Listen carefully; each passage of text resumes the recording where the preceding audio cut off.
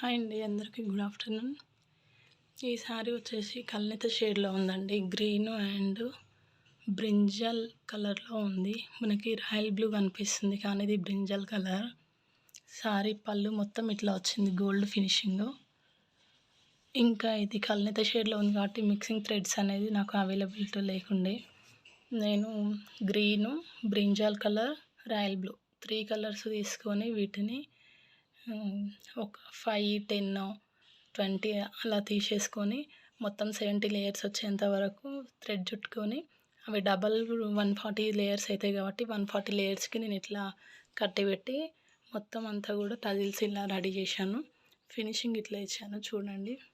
ఇవి పెళ్ళి శారీస్, అత్త కోడలు అన్నట్టు. ఇది పెళ్ళి కూతురు వాళ్ళ అత్త శారీ, ఇది పెళ్ళి కూతురు శారీ. పెళ్ళి కూతురు శారీ మాత్రం చాలా బాగుంది. ఇది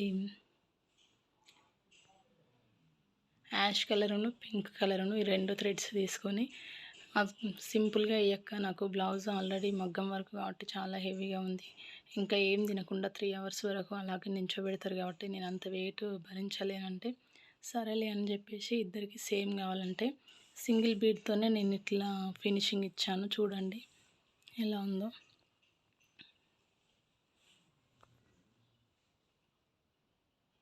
కానీ శారీ మాత్రం చాలా అంటే చాలా హైలైట్ అండ్ కాస్ట్లీ అండి. ఇది మాత్రం చాలా అంటే చాలా బాగా నచ్చింది నాకు.